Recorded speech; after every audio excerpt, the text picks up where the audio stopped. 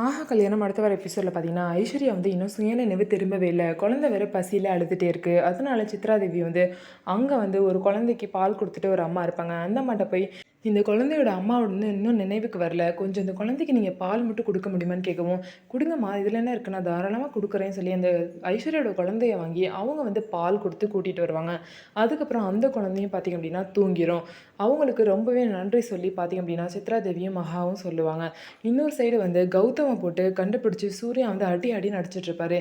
உன்ன மாதிரி ஒரு மோசமான நான் பார்த்ததில்ல, பொண்டாட்டியும் குழந்தையும் இந்த மாதிரி ஒரு நிலைமையில இருக்கும்போது கூட நீயும் வந்து உன்னோட சுயநலத்துக்காக தான் நீ வாழ்ந்துட்டுருக்க, ஒழுங்கு மரியாதையாக வந்து ஹாஸ்பிட்டலில் சைன் போடு, அதுக்கப்புறம் நீ எக்கையோட போய் தொலை அப்படின்னு சொல்லிட்டு சூர்யா வந்து பார்த்திங்க அப்படின்னா கௌதமை ஹாஸ்பிட்டல் கூட்டிகிட்டு போகிறதுக்காக அவரை அடி அடின்னு அடிக்கிறாரு. அதுக்கப்புறம் கௌதமியை பார்த்திங்க அப்படின்னா பைக்கை ஓட்ட வச்சு சூர்யா பின்னாடி உட்காந்துக்கிட்டு பார்த்திங்க அப்படின்னா ஹாஸ்பிட்டலுக்கு போகிறாங்க. கௌதம் போய் கையெழுத்து போட்டோன்னே பார்த்திங்க அப்படின்னா ஐஸ்வர்யா வந்து எப்படியாவது குணப்படுத்திடுவாங்க.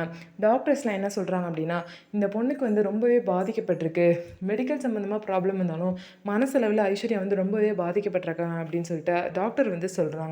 இது எல்லாத்துக்கும் இந்த கௌதம் தான் காரணம். எப்போ தான் இந்த கௌதம் வந்து திருந்த போகிறாங்க அப்படின்னு சொல்லிட்டு நம்ம பார்க்கலாம். நம்ம வீடியோ உங்களுக்கு பிடிச்சிருந்தா நம்ம வீடியோவை லைக் பண்ணிக்கோங்க. மறக்காமல் நம்மளோட சேனலை சப்ஸ்கிரைப் பண்ணிவிட்டு பாருங்கள்.